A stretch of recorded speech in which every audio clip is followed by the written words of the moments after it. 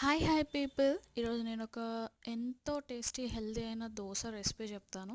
అసలు దోశ అంటే ఎవరికి ఇష్టం ఉండదు. అది ఇంకా హెల్దీ వర్షన్ అయితే ఇంకా టేస్టీ అండ్ హెల్దీ బాగుంటుంది. సో ఇది అలసందల దోశ.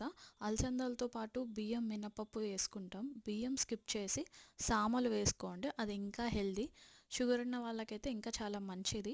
ఈ దోశ ఫర్మెంట్ అవ్వాల్సిన అవసరం లేదు, పులవాల్సిన అవసరం లేదు. పిండి నైట్కి నానబెట్టుకొని మార్నింగ్కి మిక్సీ పట్టుకుంటే సరిపోతుంది. అలసందలు వేసుకున్నప్పుడు ఇలా ప్లెయిన్ దోశలు నచ్చవు చాలామందికి, ఆ ఫ్లేవర్ నచ్చదు అనుకుంటారు. అట్లాంటప్పుడు మీరు ప్లెయిన్ దోశలు కాకుండా ఎగ్ దోశ అన్న, అట్లా కారం దోశ అన్న, పప్పుల పొడి వేసి దోశ అన్న అట్లా చేసుకోండి. కానీ ప్లెయిన్ దోశ చాలా కమ్మగా చాలా బాగుంటుంది. ఆ ఫ్లేవర్ నచ్చదు, అలసంద వడలే బాగుంటాయి, దోశలో నచ్చదు అనుకున్న వాళ్ళు ఎర్రకారం వేసి కూడా చేసుకోవచ్చు. ఎర్రకారం వేసి చేసుకోవడం వల్ల కూడా ఇంకా చాలా కమ్మగా ఉంటుంది, ఇంకా టేస్ట్ ఎన్హాన్స్ అవుతుంది. ఒక్క దోశ తినాల్సిన మీరు 2-3 తింటారు, ఐ బెట్.